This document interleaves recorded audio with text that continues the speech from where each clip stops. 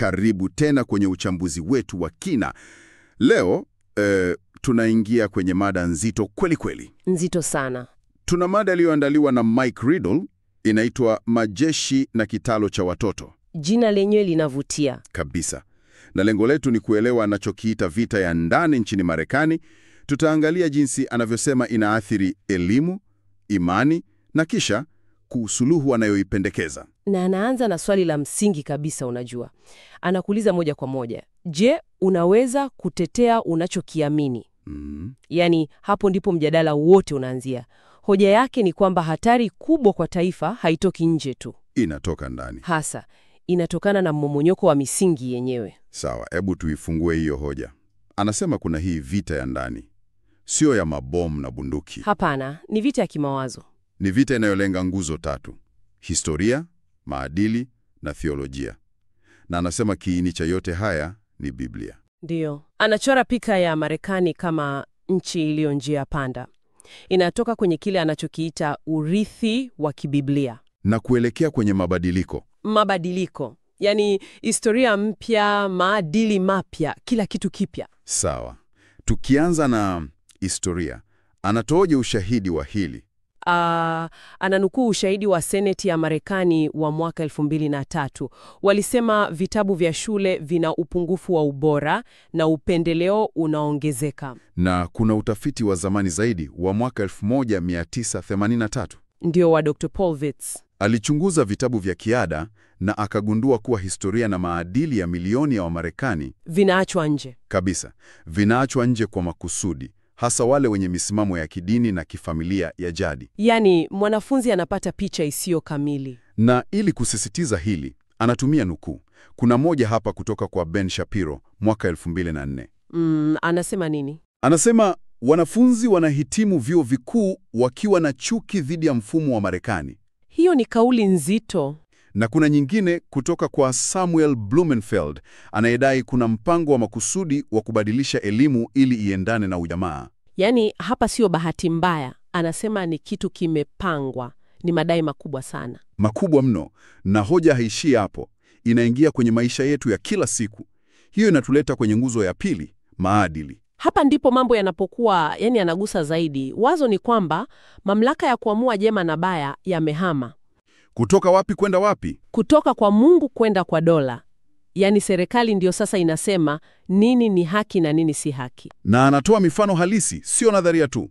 Anapanga matukio ya kisheria kuonyesha mabadiliko haya. Hasa ni kama anajenga hoja hatua kwa hatua. Anaanza mwaka 1947. Utengano wa kanisa na serikali. Ndiyo, kisha 1962 maombi yanaondolewa mashuleni. Unaanza kuona mtiririko. Alafu 1973 uamuzi wa kuruhusu utoaji mimba. Kila uamuzi, kulingana na yeye, ni hatua ya kuondoa ule msingi wa zamani kutoka kwenye jamii. Na inaendelea.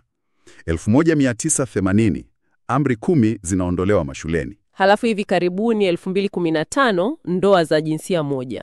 Kwa mtazamo wake, huu ni ushahidi usiopingika wa mabadiliko ya msingi wa maadili. Na hii yote inatupeleka wapi? Moja kwa moja kwenye uwanja mkuu wa vita. Elimu. Elimu. Kuna kauli anaitumia hapa, falsafa ya darasani katika kizazi kimoja. Itakuwa falsafa ya serikalini katika kizazi kijacho. Kauli yenye nguvu sana. Yaani unachopanda leo darasani ndicho utakachovuna serikalini kesho. Kabisa. Na hapa anazungumzia changamoto kwa wazazi. Anamnukuu jaji mmoja, Melinda Hammond, aliyesema kitu cha kushangaza. Kitu gani? Alisema wazazi wanaacha haki zao wanapowapeleka watoto wao shule za umma. Hebu ngoja kidogo. Hiyo ni kauli ya kisheria au ni maoni tu ya kuchochea mjadala? Anaitumia kusisitiza hoja kwamba mfumo una nguvu kubwa juu ya mtoto, wakati mwingine hata kuliko mzazi.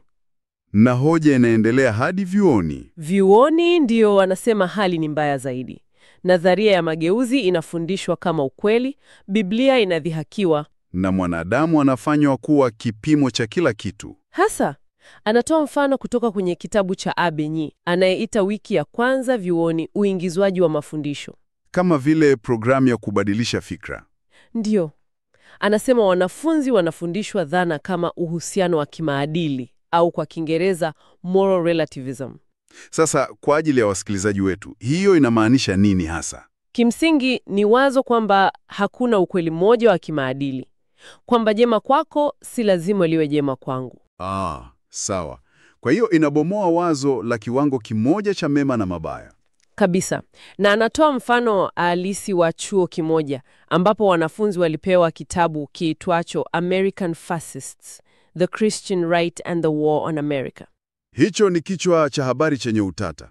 Na mwanafunzi mmoja ananukuliwa akisema baada ya darasa, sikujua kuwa Wakristo ni wabaya kiasi hiki. Unafikiria athari yake? Ni kubwa. Sasa matokeo ya haya yote ni nini? Hapa ndipo takwimu zinaingia. Anatumia utafiti wa Barna Group. Na zinasemaje? Zinasema 70% ya vijana kutoka familia za Kikristo huacha kanisa wakienda vyuoni. 70%? Ni idadi isiyo ya kawaida. Yaani vijana 7 kati ya 10.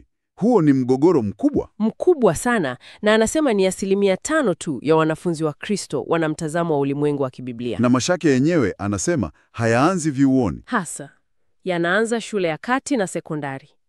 Hapo ndipo mbegu inapopandwa. Hali hii inatisha. Sasa baada ya maelezo yote haya ya tatizo, anapendekeza nini? Dhamira ni ipi? Ndiyo hapo sasa mada inabadili mwelekeo kutoka kwenye tatizo kwenda kwenye suluhu. Na dhamira inatokana na Mathayo 28:19. Enendeni mkawafanye mataifa yote kuwa wanafunzi, mkiwafundisha. Na anavunjavunza hili katika sehemu 3. Kuijua Injili, kuishiriki na kuitetea. Hili la kutetea linaonekana kuwa muhimu sana kwake. Muhimu mno. Na mkakati wake wote unajengwa juu ya wazo moja kuu. Mwanzo ndio msingi. Kwa nini mwanzo hasa? Kwa nini sio kitabu kingine? Kwa sababu anasema hapo ndipo mashambulizi mengi yanalenga. Yaani, ukidhoofisha hadithi ya uumbaji, gharika, Adam na Hawa, unadhoofisha msingi wote. Unadhoofisha msingi mzima wa mpango wa ukombozi. Anamnukuu John MacArthur akisema, mwanzo ni ufunguo wa kuielewa Biblia. Ina mantiki. Ni kama kubomoa ghorofa ya kwanza ya jengo. Hasa, jengo zima linayumba. Anatumia mchoro rahisi sana. Mwanzo 1:13 ni uumbaji mkamilifu. Kisha dhambi inaingia, ikileta kifo na mateso. Na Biblia yote iliyobaki kuanzia Mwanzo 4 ni mpango wa Mungu wa ukombozi na urejesho. Na sio wanatheolojia tu wanaosema hivi, anatumia hata wanasayansi. Ndiyo, anamnukuu mwanajenetiki mmoja, Jeffrey Tompkins, anayesema ilibidi akubali uumbaji wa siku 6 ili aweze kukubali ujumbe wa Agano Jipya. Yaani, kwake hivi vitu viwili havitenganishiki kabisa. Na mwanafiziki mwingine anasema kama anguko la mwanadamu ni hadithi tu, basi hakuna haja ya mpango wa wokovu. Sawa. Hiyo inatuleta kwenye utekelezaji. Tumejua hali, tumejua dhamira, sasa tunafanyaje? Kwanza anasema kuna suluhu zisizo sahihi. Kama zipi? Kama kujenga makanisa makubwa zaidi, kuwa na burudani zaidi, muziki mzuri, vikundi vikubwa vya vijana. Lakini hebu ngoja kidogo. Si hivyo ndivyo makanisa mengi yanafanya sasa hivi? Ndiyo, na hoja yake ni kwamba vitu hivyo, ingawa vina nia njema, havishughulikii kiini cha tatizo, ambacho ni vita ya kimawazo, vita ya kiakili. Burudani haiwezi kujibu maswali magumu ya kifalsafa au kisayansi ambayo mwanafunzi hanakutana nayo. Hiyo inaeleweka sasa. Kwa hiyo, hatua sahihi ni zipi? Anapendekeza nini? Anatoa hatua 4. Ya kwanza ni kujitolea kwa mtazamo wa ulimwengu wa kibiblia. Hiyo inamaanisha nini kivitendo? Kusoma Biblia zaidi tu? Ni zaidi ya hapo. Ni kama kuvaa miwani ambao unaitumia kuangalia na kutafsiri kila kitu. Sayansi, siasa, historia, kila jambo. Ni kubadili jinsi unavyofikiri. Sawa. Hatua ya pili ni kujua jinsi ya kueneza Injili. Kuijua, kuishiriki na kuitetea. Na hapo kwenye kuitetea, yani apologetics, ndipo kuna uzito. Sio tu kutoa ushuhuda wako. Ni kuwa tayari kutoa sababu za kimantiki. Kwa nini unaamini? Hasa, kujibu maswali kama kwa nini unaamini Biblia? Au vipi kuhusu ushahidi wa kisayansi? Na hatua ya tatu inahusiana na hiyo. Kujua jinsi ya kutetea imani yako. Hapa anatumia maandiko kama 1 Petro 3:15. Mmewa tayari siku zote kumjibu kila mtu. Na Yuda 3, kuishindania imani. Ujumbe ni kwamba Huu si wajibu wa wachungaji pekee. Ni wajibu wa kila muumini. Ni wajibu wa kila muumini. Lengo ni kugeuza kizazi kijacho kutoka kuwa wahanga na kuwa washawishi. Na hatua ya mwisho, ya 4, Kuelewa na kutekeleza wanafunzi. Hii inakamilisha mduara. kwa vipi? Kwa sababu wanafunzi ni mkakati wa kuzidisha.